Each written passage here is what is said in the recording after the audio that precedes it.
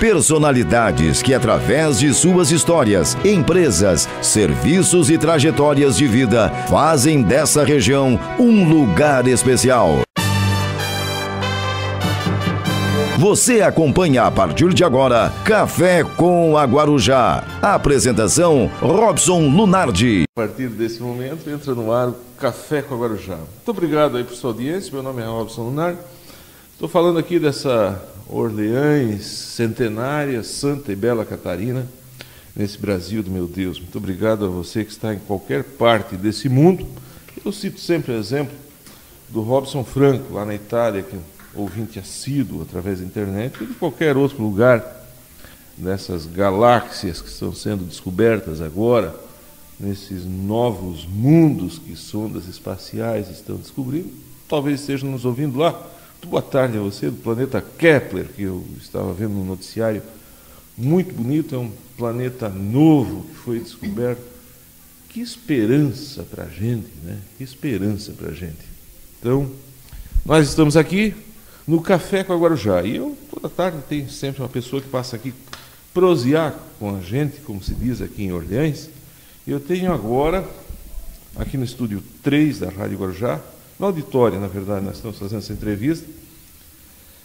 Ela é filha do seu Avani Jorge, em memória, e da dona Neide Rabelo Jorge, esposa do Júlio César Schutz, mãe do Luiz Gustavo e do Pedro Henrique, sócia da Catiane, que está nos ouvindo. Um abraço, Catiane, qualquer hora nós vamos entrevistar.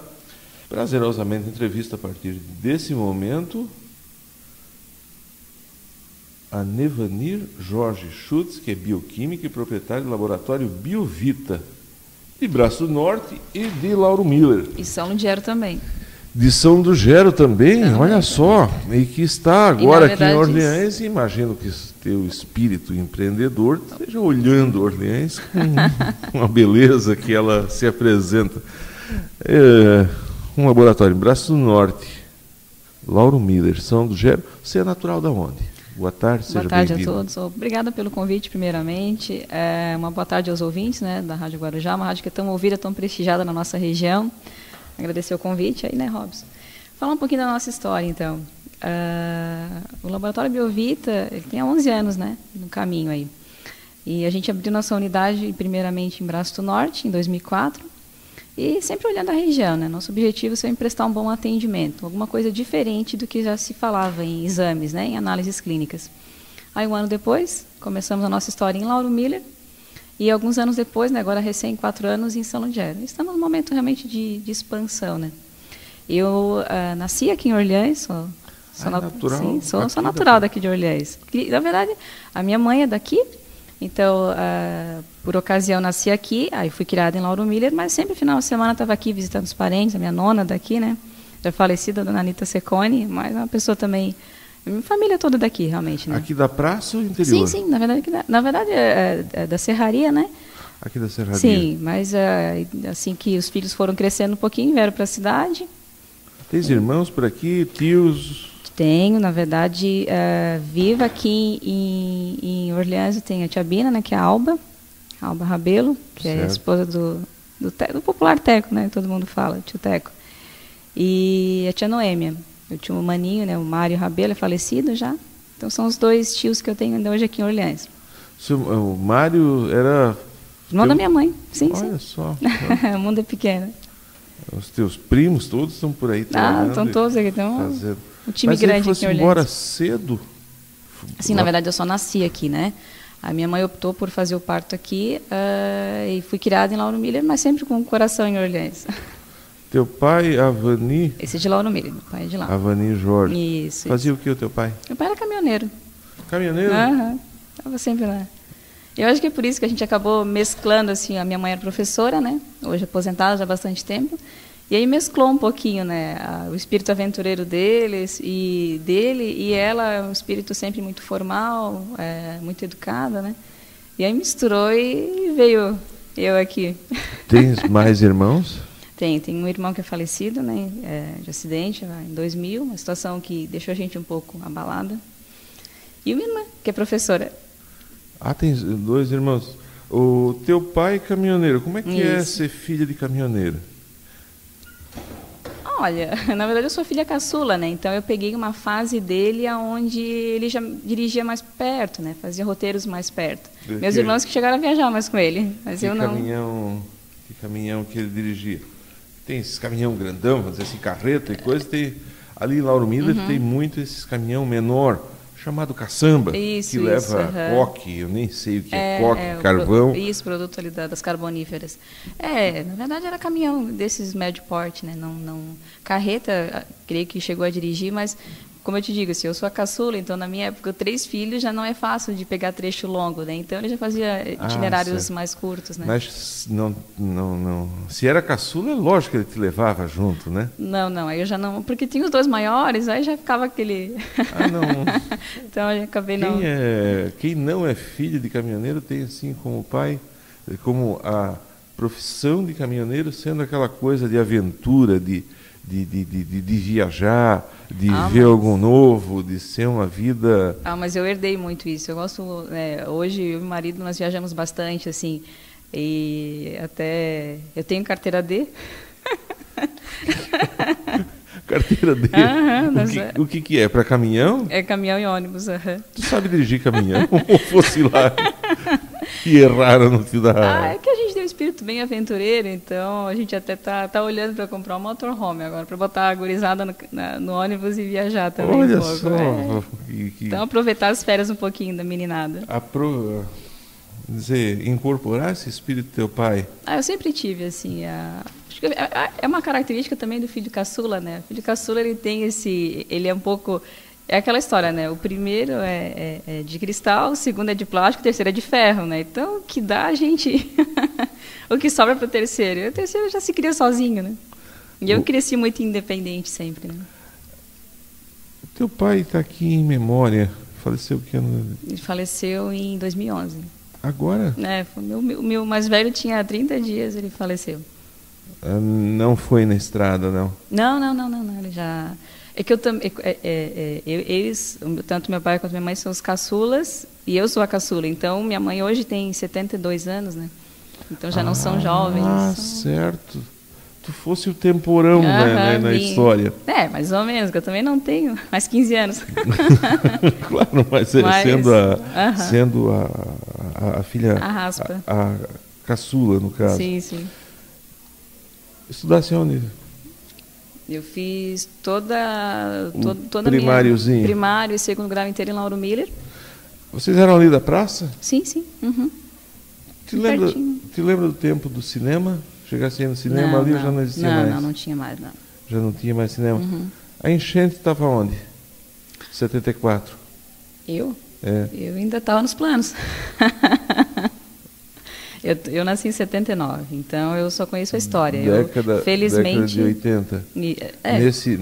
Nesse tempo já não existia mais cinema, mas a mineração era muito forte ali, né? Uhum.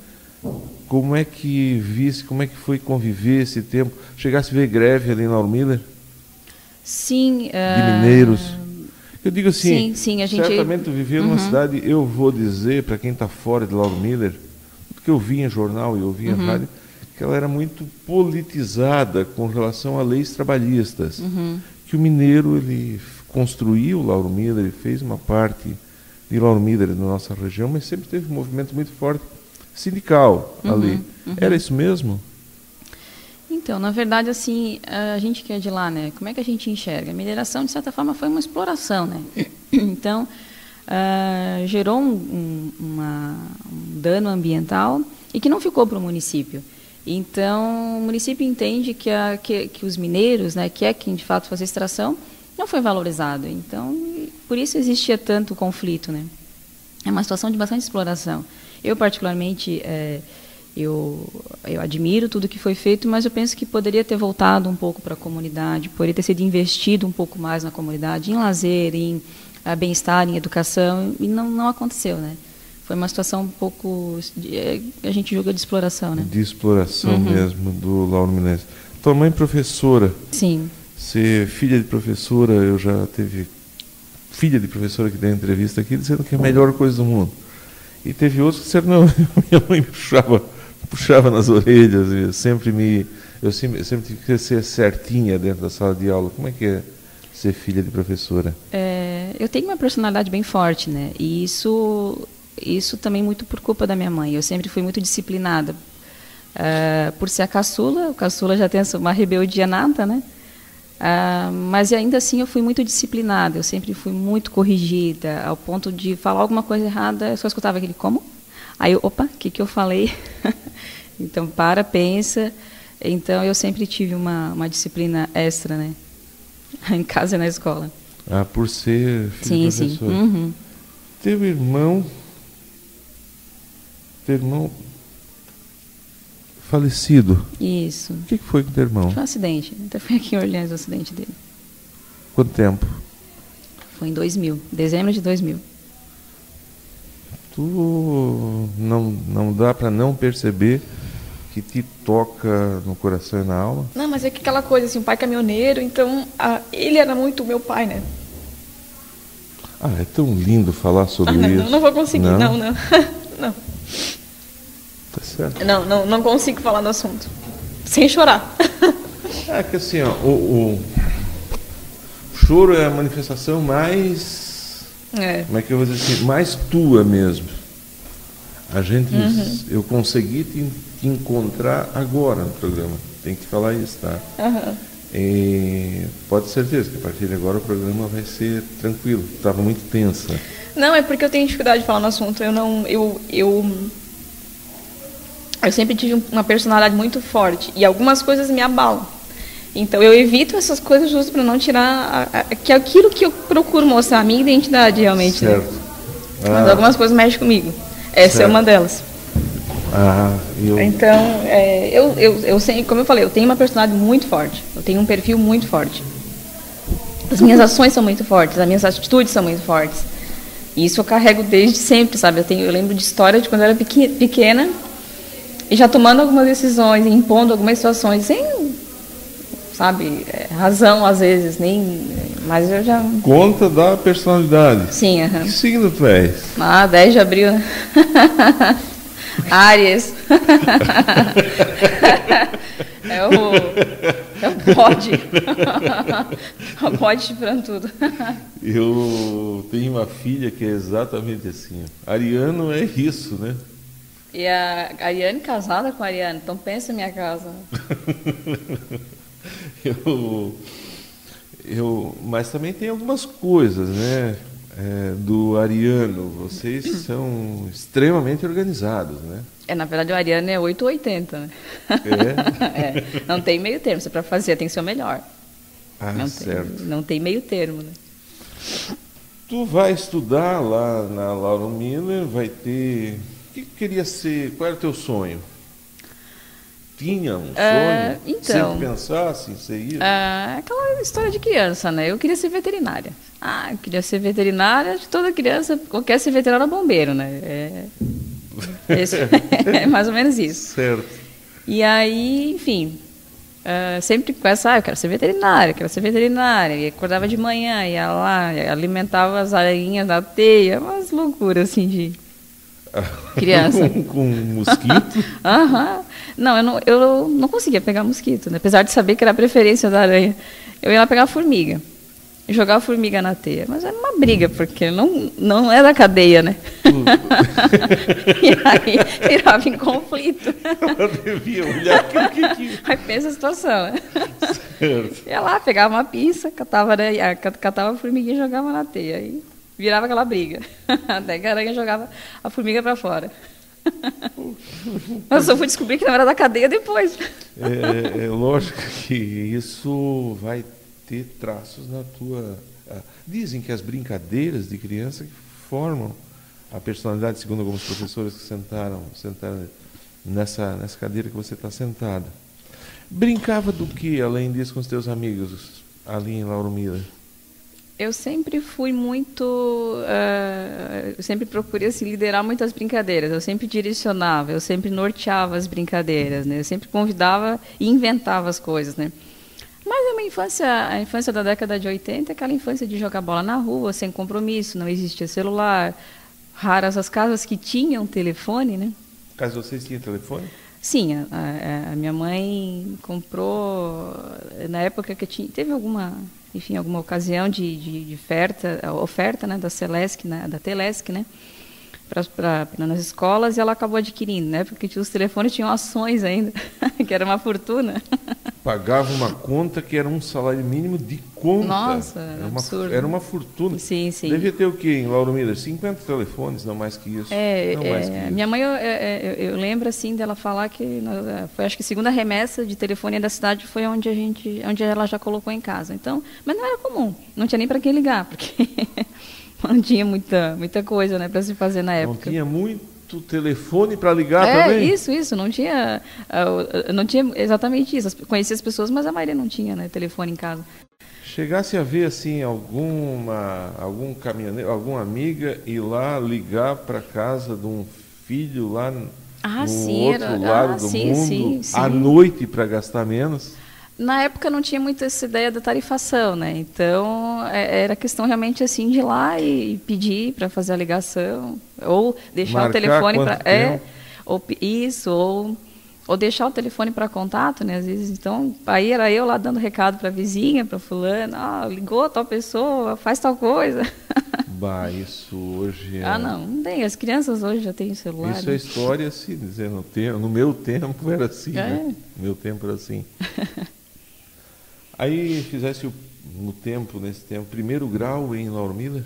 Fiz, na verdade, eu sempre estudei em Lauro Miller, né? Até o terceiro ano, isso. Terceirão. Isso. Na minha época não se falava muito terceirão, né? Na minha época, até por ser em Lauro... segundo grau, né? Isso, e na minha época era o segundo grau técnico, né? Então, nesse meio tempo trabalhasse? O meu irmão, ele tinha oficina. Ele era mecânico e tinha oficina em Lauro Miller, oficina de motos. Até hoje existe ainda, que era do sócio dele hoje, né? Que é a JS. Então, com 14 anos, eu já ia lá para a oficina, ficava lá no acessório, dando suporte lá. Começou a tua vida... Sim, lá, na verdade, foi muito com ele que eu peguei essa questão de gestão, de empreendedorismo, liderança. Eu também amadureci muito com ele. Então, absorvi muita informação lá, né? Certo. No balcão da oficina. Acompanhando as negociações e, enfim, a forma de administrar isso. Ele pagava o saláriozinho certinho ou era aquele negócio de chegar final de semana? Eu tinha benefícios. Lanche, enfim, benefícios, né? Não chegava a ser um salário. Comprava na conta dele. Ia lá para ajudar. Esse foi o teu primeiro trabalho? Depois sim. Assumisse alguma coisa assim no comércio, trabalhasse? Na verdade, não. Depois disso, eu fiquei todo o segundo grau, né, ajudando ele. E aí, em seguida, já ingressei na universidade.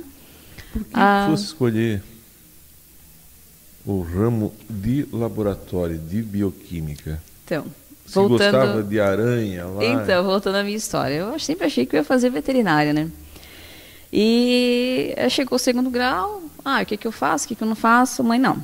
Então, se tu quer fazer veterinário, então faz o técnico de enfermagem, né? Porque na ocasião tinha 4 cursos na cidade, no colégio, né? Técnico de contabilidade, magistério, mineração e enfermagem. Bom, professora não ia ser de certeza. Mas... Não. Eu já tinha 15 anos de magistério. Não ia escolher o segundo grau de magistério, com certeza. Tua mãe dava aula onde lá? Em Lauro Miller. Esse no colégio estadual? Ela se efetivou no estado, né? Aí ela sempre trabalhou com alfabetização, né? 1ª a 4ª série. Então ela começou na escola do Guatá e alterou com a horária e veio para Lauro Miller, onde se aposentou, né? Na mesma escola sempre. Certo. E foi onde eu estudei até o 8º ano. Quer dizer, não seria magistério, não seria mineração também? Técnica em mineração? Contabilidade... meu irmão tinha feito técnico em contabilidade, eu não tinha me identificado com isso. Sobrou o quê? Enfermagem, né? Porque naquela ocasião também uma menina sair para morar fora, para estudar, não era muito frequente, né? Então eu decidi, vamos fazer técnico de enfermagem. Era lá em Lauro Miller? Não, em Lauro Miller, sim. Aí era uma situação um pouco diferente de hoje. Eram 3 anos de curso, onde à noite seriam as disciplinas científicas, digamos assim, né? e à tarde seriam as disciplinas técnicas. E sábado o dia todo, as disciplinas do técnico também. Técnico quer dizer o quê? As práticas? Já tinha alguma prática nesse tempo? Sim. Na verdade, no 2º e 3º ano era estágio já no Hospital São João Batista de Criciúma. Ah, então o curso técnico ali, eu não sei. Hoje eu não sei exatamente. O curso técnico é assim mesmo? Hoje eu não sei te dizer como é que está, né? Hoje, pelo que eu vejo, as pessoas têm que ter já o 2º grau concluído e aí voltam para fazer apenas as disciplinas do técnico. Mas eu não vou entrar muito nessa questão porque eu realmente não entendo. Não vou falar, não vou responder uma coisa que eu realmente não tenho contato. Mas eu percebo que foi uma coisa que era, ou pelo menos... Mas naquela época era assim que forte, funcionava. Né? Sim, naquela época era assim. E eu terminei o 2º grau, falei, e agora? Mas, bom, ainda tinha 17 anos, na ocasião tinha a Universidade de Veterinária só em Lages, né? Bom, vamos para Lages, e ficou naquela situação.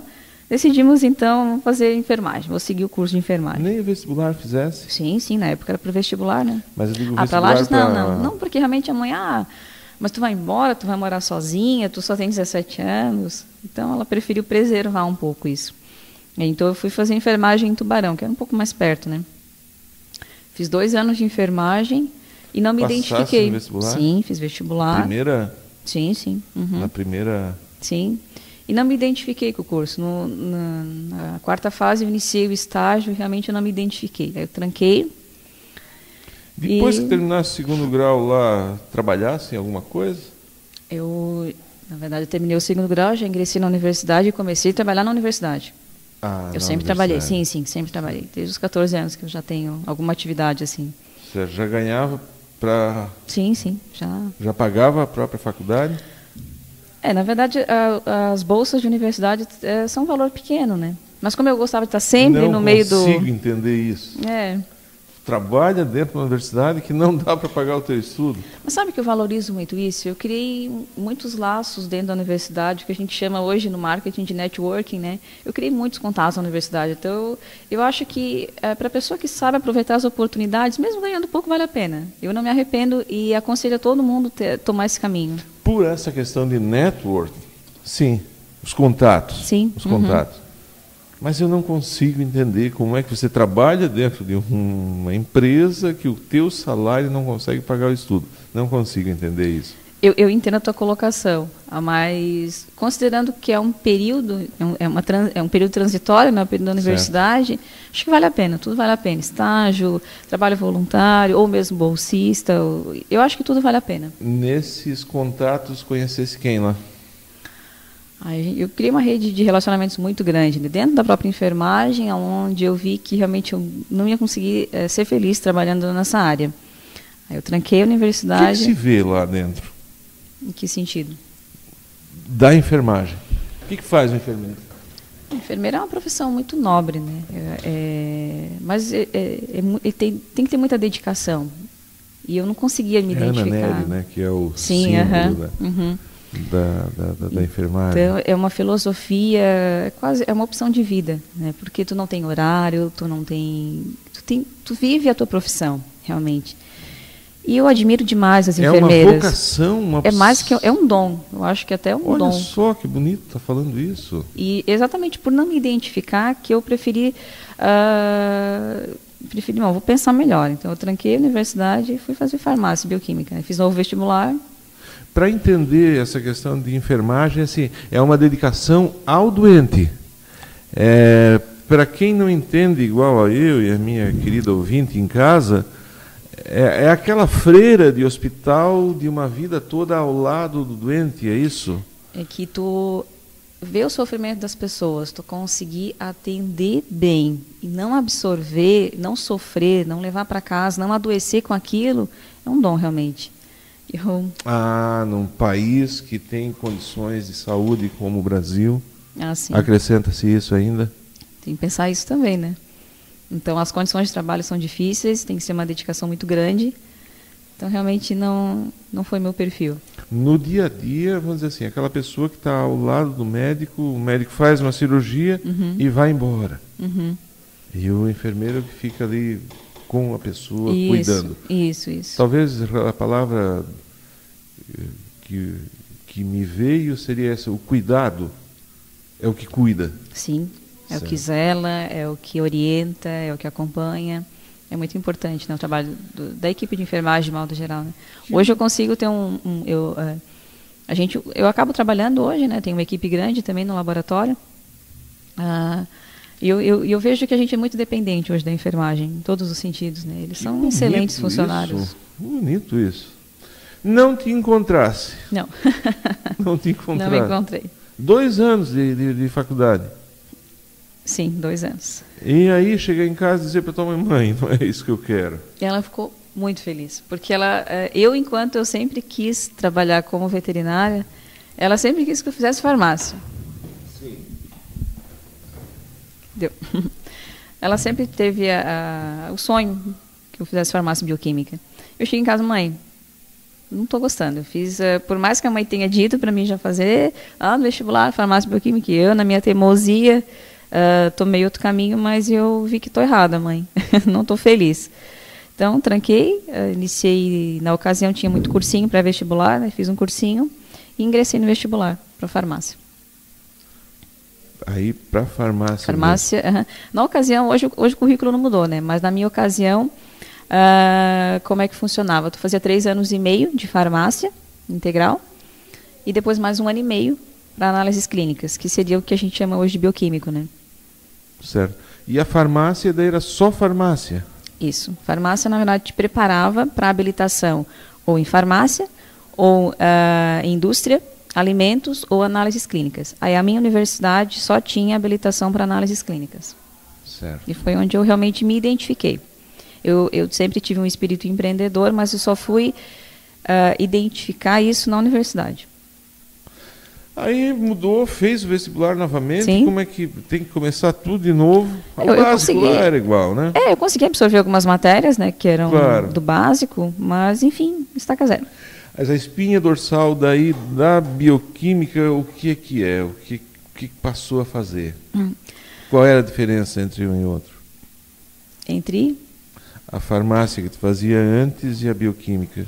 Certo. A farmácia, ela te prepara para a habilitação a análises clínicas, né? Então, tu tens as disciplinas básicas para depois realmente iniciar essa parte mais técnica, que seria essa parte de análises clínicas, que é o que eu faço hoje, realmente, que são os exames, né? E aí lá dentro da farmácia, dentro da universidade, trabalham com o corpo? Como é que se identifica aquilo que vocês apresentam para o paciente? Na verdade, na primeira fase, né, do curso, a gente trabalha, na verdade, tem os cadáveres que a gente trabalha, mas no segundo momento seria já a questão prática mesmo. A gente acompanha no laboratório, acompanhava, né, na época dos estágios, laboratórios, então, normal, a gente pegava desde o atendimento, cadastro, orientação, coleta e execução dos exames, né. Quando para entrar lá dentro daqueles cadáver, coisa assim, como é que é esses primeiros dias lá? Eu não gostava muito, não.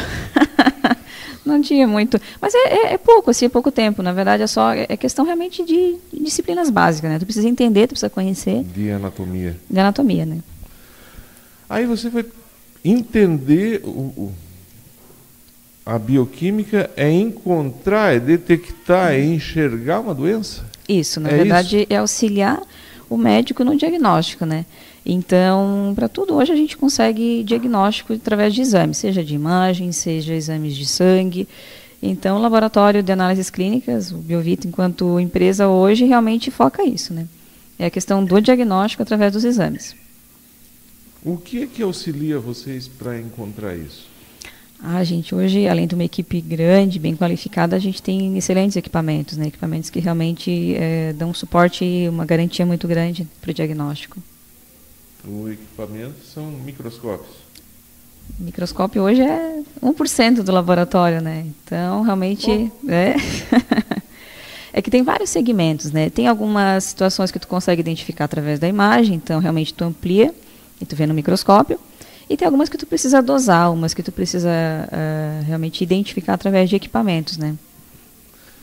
Vamos voltar para o microscópio, que a gente enxerga o laboratório, o bioquímico, como sendo aquela pessoa atrás de um microscópio. Hoje não são nem mais aqueles com vidro e coisa.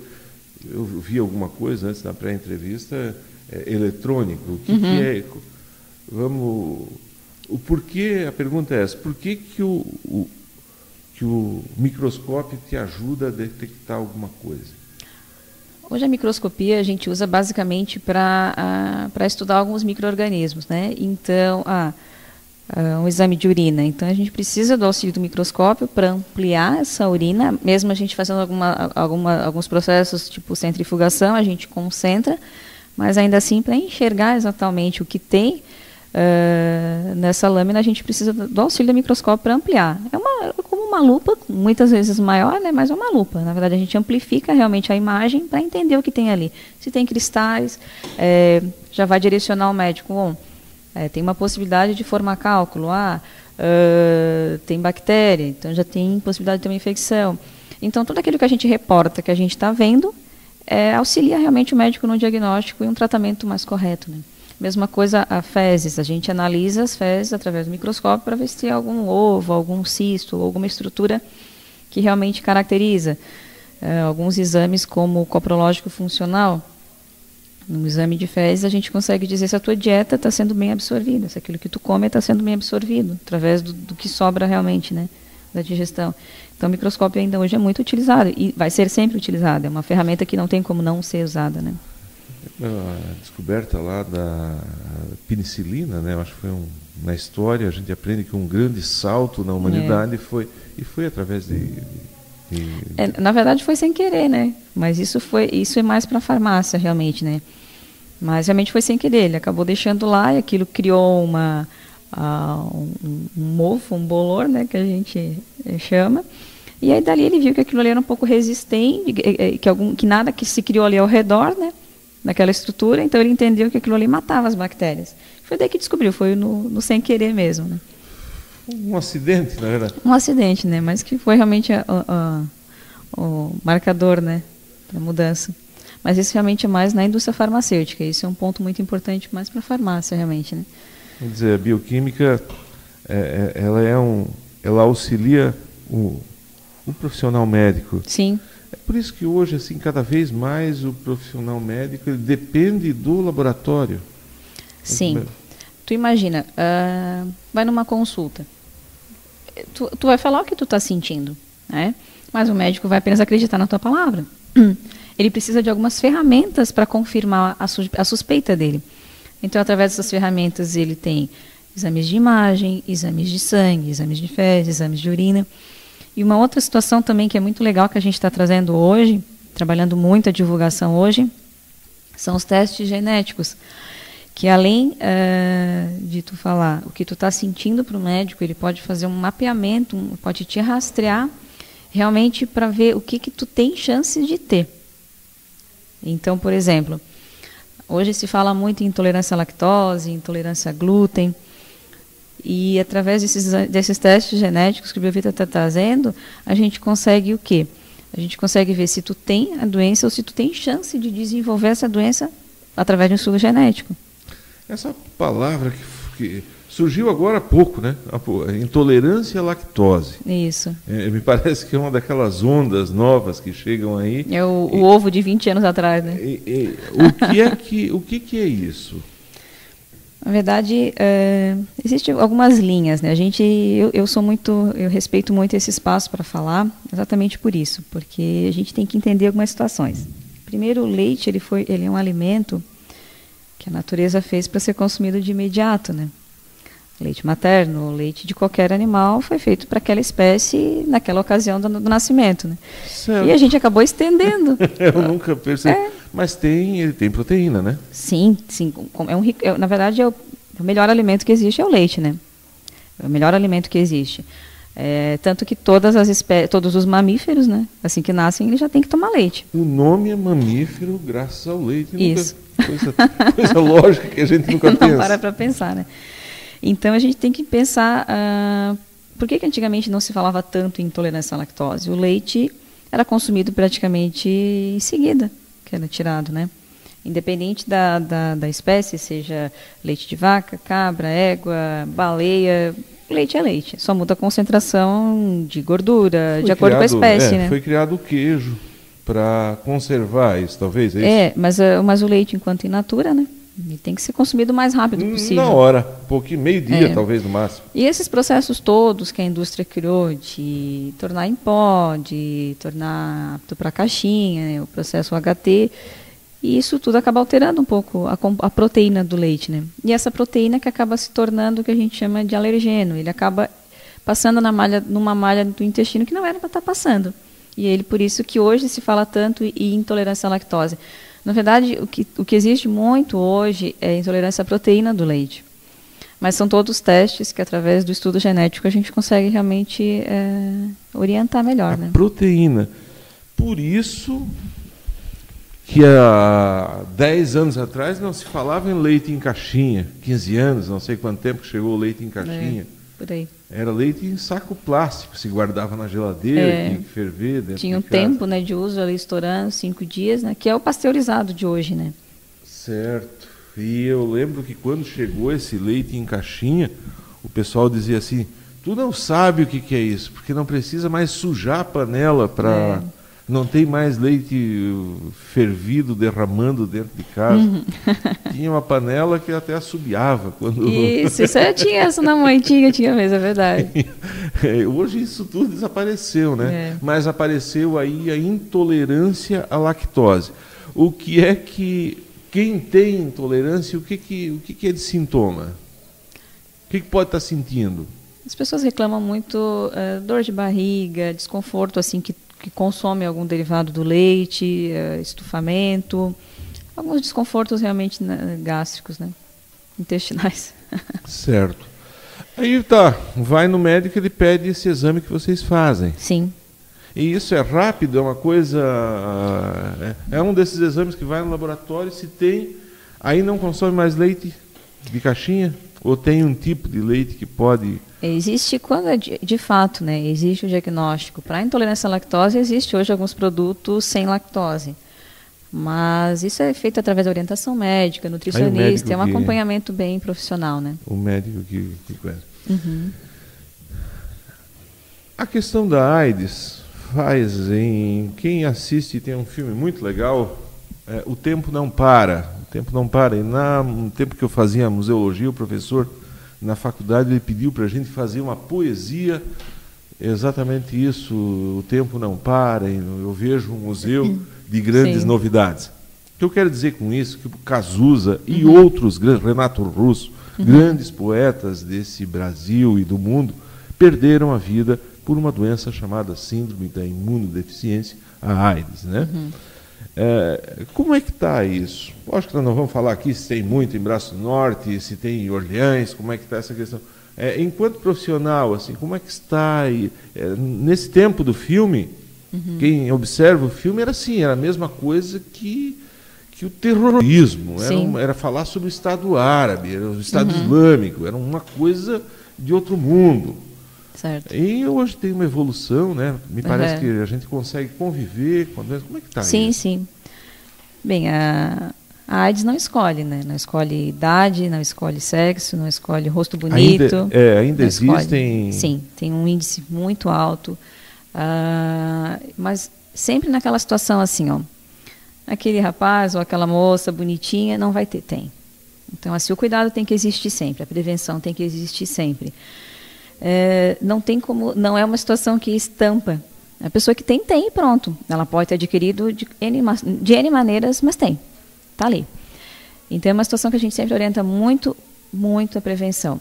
Quando ainda assim não aconteceu, a pessoa se contaminou, a gente sempre chama numa situação particular e conversa com a pessoa. Não é o fim do mundo. Hoje, tu vai morrer com isso, mas não vai morrer disso se tu te cuidar.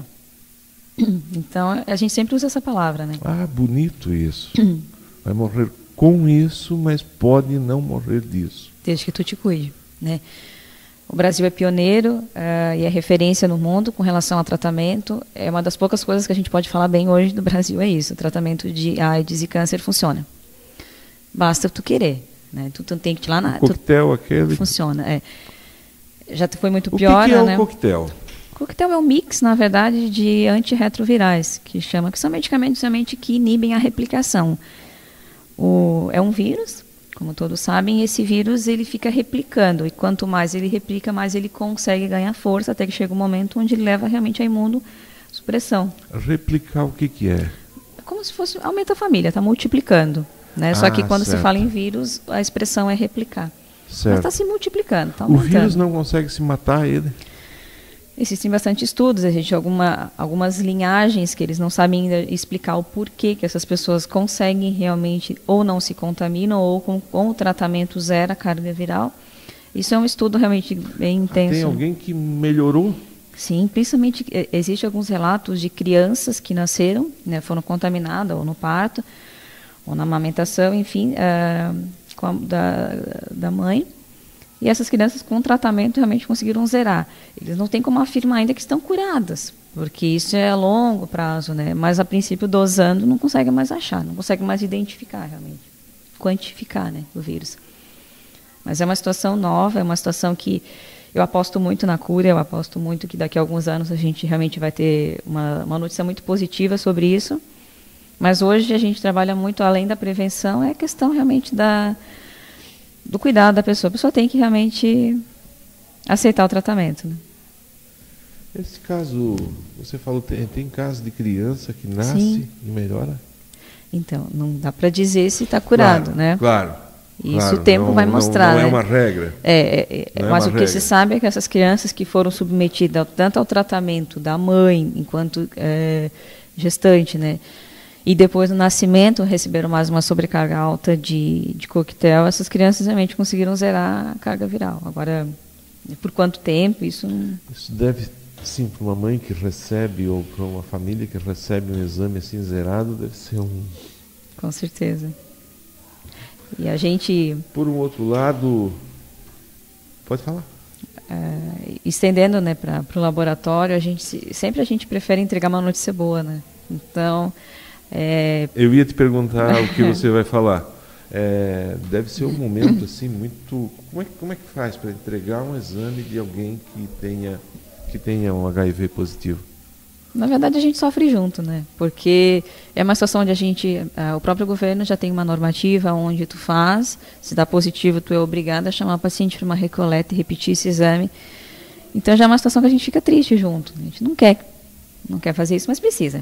Então a gente chama, recoleta, resultado positivo novamente, a gente chama o paciente e explica para ele. Primeiro a gente tenta conversar. Aconteceu alguma situação onde tu não te cuidou, enfim.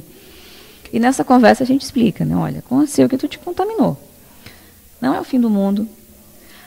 Existem muitas pessoas que tu cruza o tempo todo que são soropositivos, que estão em tratamento.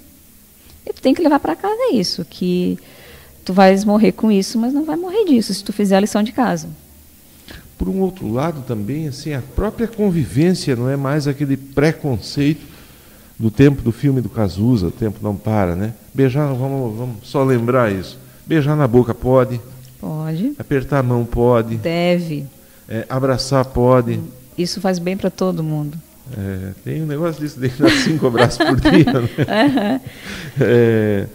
Conversar pode, conviver pode. Com certeza. O que não pode é sexo sem camisinha, isso tem que ser dito. Isso. Independente se os dois parceiros tiverem AIDS, ainda assim eles devem sim usar a camisinha. Eles devem sim se preservar. Mesmo que os dois tenham. Ah, é? Sim. Porque alguém... Bom, o que mais que não pode é trocar Na verdade, seringas, né? O que não deve, tem que entender, o vírus ele passa através do quê? De secreções. Então, tu não deve ter contato sexual, realmente, sem preservativo e sangue. É através dali que passa. Né? São esse tipo de material. Isso. Sangue, isso. É isso. Uhum. O resto pode. Tudo pode. Certo. Tem outras doenças, inclusive, que não são tão... que não é pintado elas, eu vou usar esse termo, claro que eu sou um leigo, mas não é pintado de uma forma tão feia, mas que elas trazem um... Matam muito mais, né? Hepatites Por exemplo, hoje, hepatite. né? O que é hepatite? As hepatites são doenças no fígado, né? Pode ser viral, bacteriana, fúngica, medicamentosa. Existem várias situações que podem provocar uma hepatite fulminante. Às vezes algum medicamento, paracetamol. Paracetamol, se tu tomar uma dose muito alta, tu pode ter uma hepatite fulminante. Então, Olha só. Abrir aqui um outro parênteses, essa aula que você está dando, falar sobre, pode ser agora, pode ser depois, mas assim, do automedicamento, né? Ah, sim. Quanta gente, toma aquele comprimidinho. Quem é do interior igual eu, é bom ter uma farmacinha dentro de casa. Sim. Que nada de farmacinha dentro de casa, né? Até tem alguns estudos que falam o uso de anti-inflamatório, principalmente em crianças, né? Pode levar a prejudicar a função renal, enfim. Algumas alterações cardíacas também vinculadas ao uso indiscriminado de anti-inflamatório, principalmente para a criança. Então, é assunto bem extenso aí para os meus colegas farmacêuticos aí tá tecendo com vocês. Claro. Bom, hepatite, então, pode ser através de remédio? Sim. Basicamente, assim, a gente trata muito as hepatites virais, né, que são situações onde a gente não tem como realmente, às vezes, prever. Hepatite A. Às vezes, hepatite A tu pode pegar numa situação simples, um alimento mal lavado. Hepatite A é uma situação bem que tu não tem como realmente, às vezes, ter noção do que está acontecendo. E às vezes tu vai lá fazer o exame no laboratório e está lá, que deu reagente hepatite A. Geralmente é uma situação onde passa despercebido, não chega a ser nada muito importante, mas às vezes associado a uma hepatite C, uma hepatite B, realmente às vezes piora o quadro, né? O vírus, o que é um vírus? Vírus não. Vocês conseguem enxergar ele? Na verdade, vírus não. Vírus a gente consegue fazer alguns testes para ver a presença dele através de anticorpos. Então, existem alguns testes no laboratório que a gente faz usando antígenos, né? Usando anticorpos para ver se existe, se a pessoa teve contato com aquele vírus em algum momento da vida, ela produziu anticorpos, e esses anticorpos é o que a gente consegue avaliar no laboratório realmente. É meio que a gente descobre por tabela, né? Isso é o diagnóstico, né? E lógico, existem alguns outros testes, algumas outras metodologias, como metodologia por PCR, que são testes onde realmente a gente vai quantificar o vírus. Aí é uma outra linha, né, de trabalho. Os diagnósticos básicos são sempre através da presença de anticorpos no teu organismo para aquele determinado ou vírus, ou enfim. Vamos dizer, o vírus é basicamente AIDS e gripe, ou tem mais alguma coisa? Não, até a gripe é vírus, né? Isso. Por isso que não consegue matar eles a ponto de... Vírus, tu não consegue... tu nunca vai conseguir matar um vírus. Na verdade, tu vai conseguir sempre... que a gente chama dos retrovirais, né? Tu vai usar sempre medicamentos, tipo herpes. Herpes é um vírus extremamente popular. Herpes é a boqueira que... eu tenho que falar. É verdade, é verdade. Nessa forma mais coloquial, mas a boqueira é um tipo de herpes. Que é o que chama hoje de herpes. Isso não tem cura também. Não. Passa a pomada.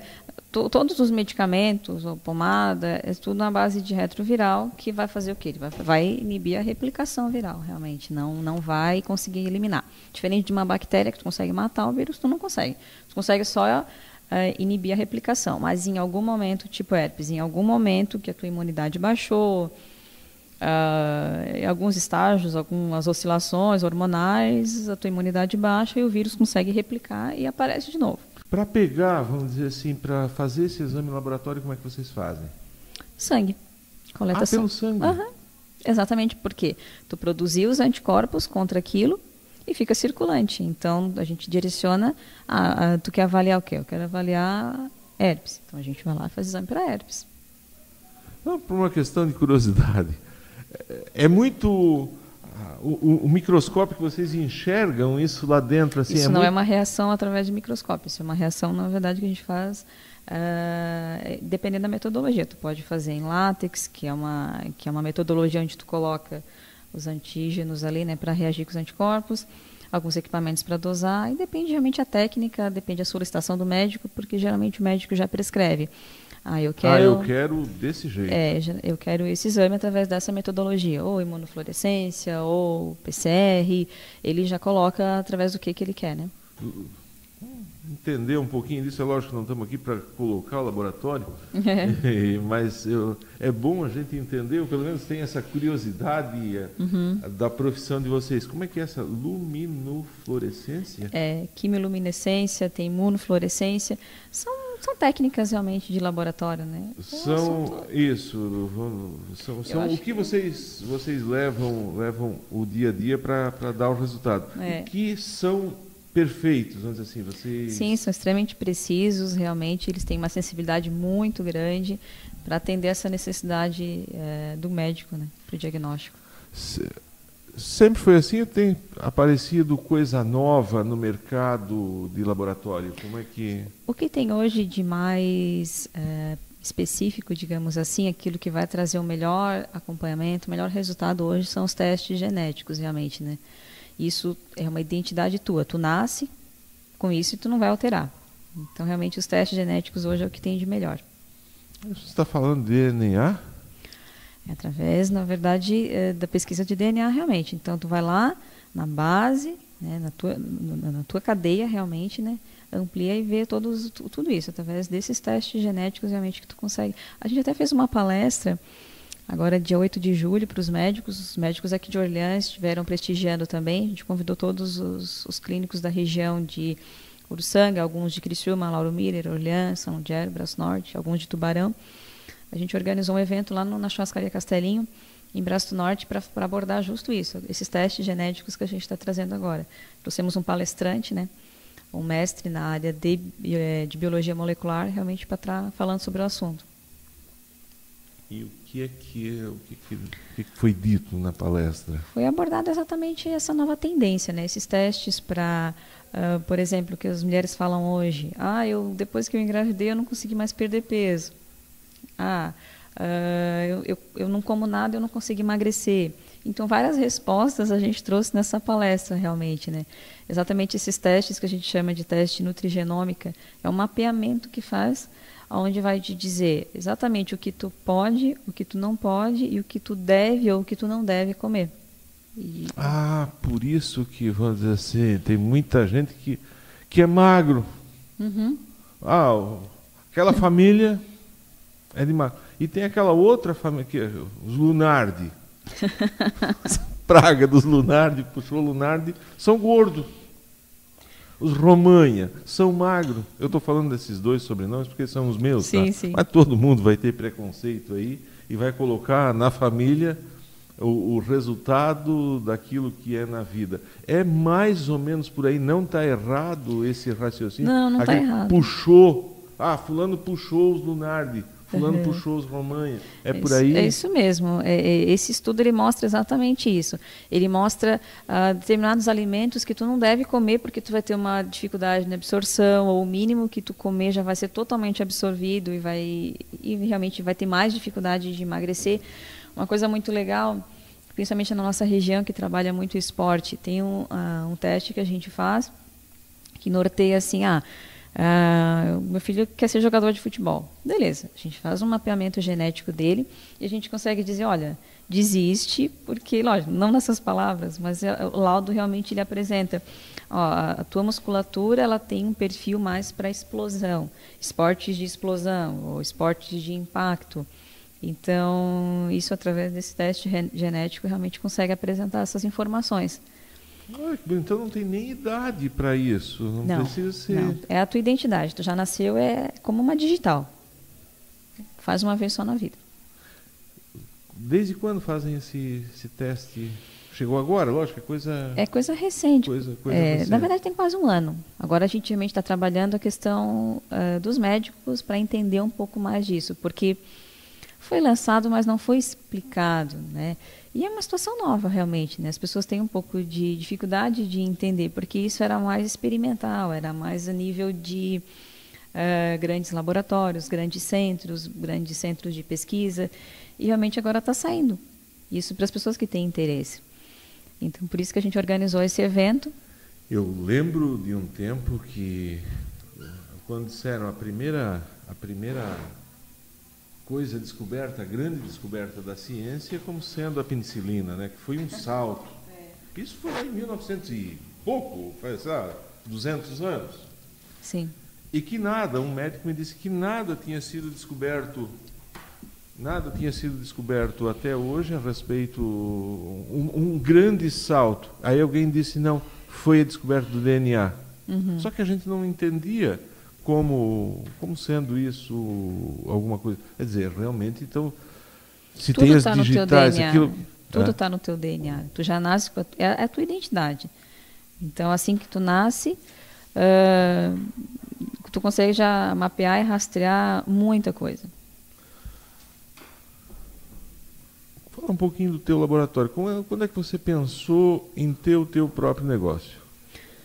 Então, como eu falei, a nossa sociedade ela começou nos corredores da faculdade, né?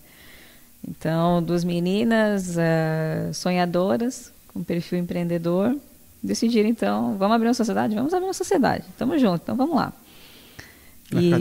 Catiane. Estava o quê? Na metade? Nos finalmente? Estava já na reta final ali. Estávamos no último ano já, né? Mas, na verdade, aonde constituiu a sociedade. Mas, na metade do curso, eu já tinha certeza, eu vou abrir uma empresa. Vai abrir. Começar a trabalhar assim, em laboratório antes? Trabalhava na... Não. Ah, não, eu vou abrir. Sim. Eu, por morar, né, perto da faculdade, eu sempre fiz estágios dentro da faculdade. Eu não tinha férias, eu ficava de janeiro a janeiro em Tubarão, dentro do laboratório. Como bolsista, como voluntária ou estagiária. Até como voluntária? Sim, sim. Eu sempre estava lá. Até justo por isso, porque eu queria o máximo de informação possível, o máximo de contatos possível, porque a minha ideia já era abrir alguma coisa. Aí encontrasse a Catiane na mesma sala? Sim. Na verdade, a história dela é um pouco parecida com a minha no sentido da escolha. Ela começou fisioterapia, fez 1 ano e meio, viu também que não tinha perfil, trancou, novo cursinho, novo vestibular e entramos juntas na faculdade. E aí, como é que foi? Que tempo foi isso? Nós nos formamos em farmácia em agosto, tu fez agora recém, né? Em agosto de 2002, e aí depois mais 1 ano e meio. Aí, em janeiro de 2004 foi a colação de grau para análises clínicas. Isso. E o laboratório aí logo depois? Na verdade, então, constituímos a sociedade, né? E aí sempre envolvida com os professores, coordenador do curso, a gente fez uma reunião com a professora e o coordenador do curso e abrimos, vamos abrir uma empresa, como é que vocês podem ajudar a gente? A gente não sabe como fazer, mas a gente quer fazer. Vocês podem ajudar a gente? Beleza. E aí, nesse meio tempo, a gente soube de um laboratório em Cobrasol, né? Em Florianópolis estava à venda, em São José, e fomos lá conhecer esse laboratório. E aí a história é um laboratório novo, tinha recém-aberto e por um motivo pessoal fechou, mas estava zerado o laboratório. Aonde isso? Cobrasol, em São José. É Floripa. E, então, bom, compramos os equipamentos. Mesa, tudo, prontinho, equipamento, estava... Prontinho. Novo, tinha coisas que não tinham nem sido usadas. Mas por um motivo pessoal, a perda na família, uma história assim, ela fechou. E estava novinho, coisas que tinham lacre ainda. Então a gente trouxe para cá. Aí na ocasião deixamos na sobreloja da... Por que Braço do Norte? A Catiane é de Braço do Norte, né? Então a gente fez um estudo, onde vamos abrir esse laboratório? Onde tem mercado para a gente? Há 11 anos atrás, né? Quase 12 anos atrás, nessa época nós já tínhamos... Ali na viradinha do século 2000, ainda não existia rede celular, né? Não existia o celular, o grande invento do celular nesse tempo que ele tinha uma lanterna, né? Por aí, mas já tinha celular. Sim. Vocês tinham um carro? Não, era dos pais, né? Nossa, então você foi na cara que eu nem carro tinha. Quase. Nem carteira tinha.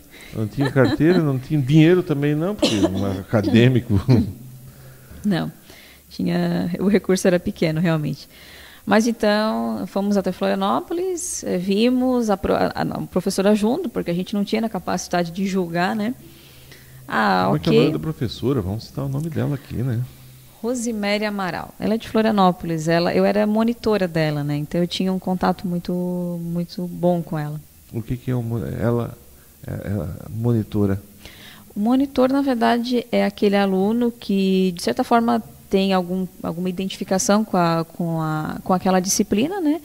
E tem condição de auxiliar os que vão vir no semestre seguinte. Então, tu conclui a disciplina e tu ficou apto a orientar os alunos que estão vindo na turma atrás de ti. Ah, certo. Então, eu fui monitora de muitas disciplinas na universidade, né? Exatamente por isso, por gostar de estar em contato com os professores, com os colegas e ser bem dedicada. Ah, então tu faz o que tu gosta, na verdade. Eu sou apaixonada pelo que eu faço. Realmente eu me identifiquei. Foi monitora, foi auxiliar, foi voluntária, foi tudo lá dentro. Sim, sim. E a Catiane, de certa mesma forma. A Catiane tem um perfil muito parecido, muito parecido. A Catiane tem um perfil muito técnico, né? Então, realmente, ela chega no laboratório, ela domina. Então, ela sempre foi muito técnica. Eu também gosto muito da parte técnica, mas eu gosto mais realmente assim dessa questão da gestão, dessa questão da divulgação, da comunicação, trazendo mudanças. Ela está lá dentro do laboratório, ela está lá trabalhando. enfiada no laboratório, está lá com a cara enfiada. Então se juntou, como se diz no interior aqui em Orleans, a fome e a vontade que deu certo. Sim, muito certo. A nossa sociedade hoje já está indo para 12 anos e é uma sociedade muito saudável, a gente soma muito, né? No dia da abertura, como é que foi a inauguração? A professora estava lá daí? Ela não pôde prestigiar, ela não pôde porque ela estava em aula. Realmente a inauguração aconteceu dia 3 de março de 2004, foi uma segunda-feira, ela estava em disciplina, né? Estava em aula. Teve uma inauguração? Teve. Chamaram o pessoal, bateram foi bem legal. Fizeram discurso? Com certeza, a gente registrou. Tua mãe estava lá? Pai, mãe, estava todo mundo lá, né? Todo mundo vibrando junto. Foi uma situação muito gostosa, né? Para nós principalmente, né? Então, 20 e poucos anos, abrindo uma empresa, eu não sabia nem direito, não sabia nem dirigir, né? Então, aquela situação assim, realmente, vamos lá, né? Tamo junto, né? Se tudo der errado, eu não perco nada, né? É aquela história, né? Quando tu pega, por exemplo, os meus filhos agora, né? Se decidirem por ser sucessores nossos, né? Então, eles vão pegar uma coisa grande, uma coisa realmente que está trabalhando. Eles têm que ter um esforço muito grande. Mas, para a gente começou do zero. Abrimos do zero, né? Tem um termo no empreendedorismo chamado joint venture, que é no inglês que eu pouco conheço, mas quer dizer, uma aventura juntos, no caso. Sim. Foi uma joint venture.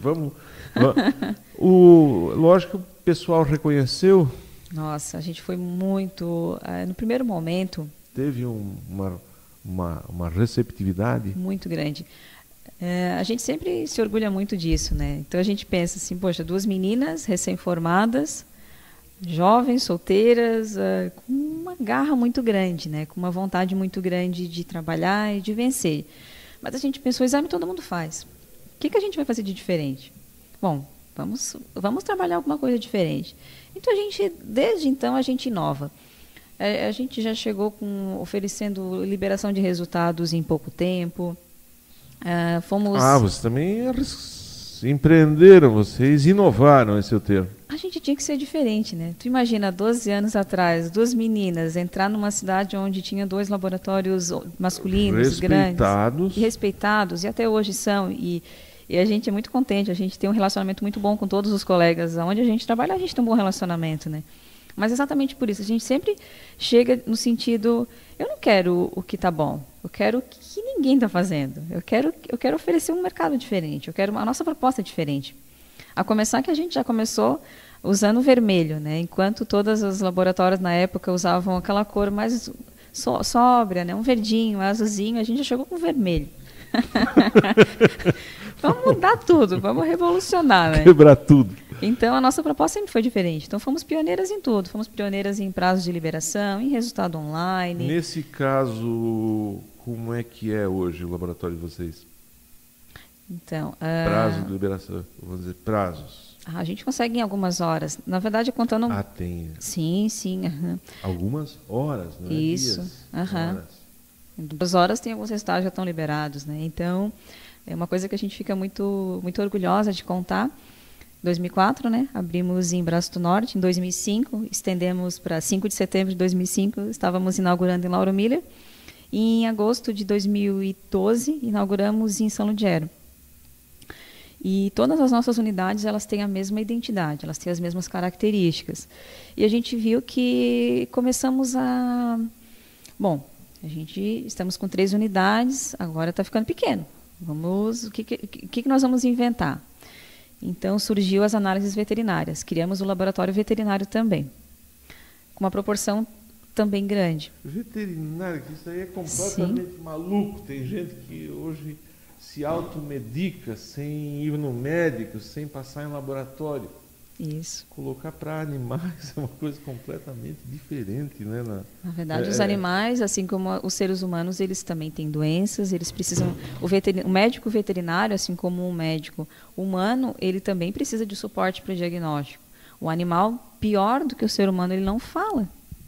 Ele apresenta alguns sinais, então é aí que o Biovita entra, realmente, para oferecer esse diagnóstico também. Tanto o cachorrinho pequenininho, daquela senhorinha, daquela Sim. menina, com uma vaca, um cavalo, um porco, Sim. que custa aí às vezes até R$1 milhão. Sim. Tem um cuidado... Sim, com certeza. Então, especial, né? Sim. Especial. E aí nós vimos realmente uma oportunidade de mercado a mais, né? Então foi onde nós compramos um terreno maior, construímos uma sede própria, hoje com 380 metros quadrados, só de laboratório. Então lá dentro a gente tem uma área de atendimento, que é o térreo do laboratório em Braço Norte é inteiro, só para atendimento. E temos um andar, o térreo, né, seria só para atendimento, e o andar de cima, então, seria o primeiro andar, só na área técnica de laboratório. Lá são 2 laboratórios, humano e veterinário. Então, temos hoje na equipe, temos eu e a Catiane, que somos bioquímicas, temos mais 2 bioquímicas, uma é até aqui de Orleans, a Carla. Temos mais 2 bioquímicas, 2 biólogos, um biomédico, temos um estagiário de biomedicina aqui de Orleans também, e temos mais 3 veterinários na equipe. E mais quase 20 técnicos. Nossa, uma equipe que chega a... 30 funcionários. 30 funcionários. Conversei aqui com Nevanir Jorge Schutz, que me deu essa aula de vida, eu vou dizer, assim, de empreendedorismo, de bioquímica, de laboratório, de farmácia, que é proprietária. Onde é que fica vamos citar só a sede, Braço Norte, vocês estão instalados aonde? Em Braço do Norte, nós ficamos na saída para Grão-Pará, ali, bem próximo do Dom Joaquim. Em Lauro Miller, nós estamos no Centro Comercial Europa, na saída para a Serra. E em São Ludger, nós estamos bem pertinho da prefeitura, ali na Clínica Reabilitar. Estamos numa fase de expansão também, tem unidades novas saindo aí. Certo. Muito obrigado por sua entrevista, uma satisfação. Eu tinha muita coisa aí para falar, daí tem a história do marido, eu queria conhecer mais o Júlio, que é... Meu marido, ele é veterinário, ele é empreendedor também. Olha, ele está só. abrindo um hospital veterinário em Braço Norte. Ele já tem um pet shop e está abrindo um hospital. É outro possível entrevistado aí. Vou chamar ele um dia aqui para ele, que é lá do Alegrete, lá né? Do Alegrete, eu gosto de entrevistar sempre assim, pela cultura que tem os gaúchos, eu gosto muito sempre de conversar com ele. É uma satisfação muito especial conversar contigo. Vou voltar aqui num outro dia para a gente falar mais e contar mais histórias maravilhosas dessa aula que você deu para nós. Muito obrigado pela entrevista, viu? Imagina, eu que agradeço o convite, parabenizar, né, vocês pela iniciativa, realmente é muito gostoso estar hoje aqui na Rádio Guarujá, é uma rádio muito ouvida, como já falei no começo, uma rádio muito prestigiada em toda a região. Minha mãe com certeza está ouvindo essa hora. Então, um abraço lá para a Dona Neide. Para a Dona Neide, Então, a gente fica muito feliz, muito agradecida. E é isso, eu acho que precisando, estamos aí. A todos que precisar também do Laboratório Biovita, para fazer uma visita, para ir lá tomar um cafezinho, conhecer o nosso espaço. Independente, a gente não quer receber as pessoas só para fazer exame, a gente quer receber as pessoas para um sorriso também, né? Então, pode visitar, estamos às ordens aí. Querido ouvinte, esse é o café. Eu me emocionei aqui com a história de vida da Nevanir. E todos os dias acontece isso, a gente chorar aqui juntos, e eu tenho muita satisfação de que várias ouvintes, várias fãs, várias amigas minhas dizem que estão ouvindo o café e choram junto lá no outro lado. Então, sei lá, essas emoções aí, a gente entende que o que faz a vida melhor. Muito obrigado por sua audiência, não sem orgulho, eu devo dizer que esse programa, o Café, tem o maior número de visualizações na nossa fanpage. Nós chegamos a 30 mil visualizações num dia aqui na nossa fanpage. Muito obrigado a todas as fãs que estão conosco nas nossas redes sociais. Amanhã tem mais café, se Deus quiser, e Deus sabe que a gente é gente do bem e só quer o bem dessa terra, e por isso amanhã a gente vai estar aqui novamente. Forte abraço, fique com Deus, tchau. Personalidades que, através de suas histórias, empresas, serviços e trajetórias de vida, fazem desta região um lugar especial. Você acompanhou pela Guarujá, Café com a Guarujá. A apresentação, Robson Lunardi.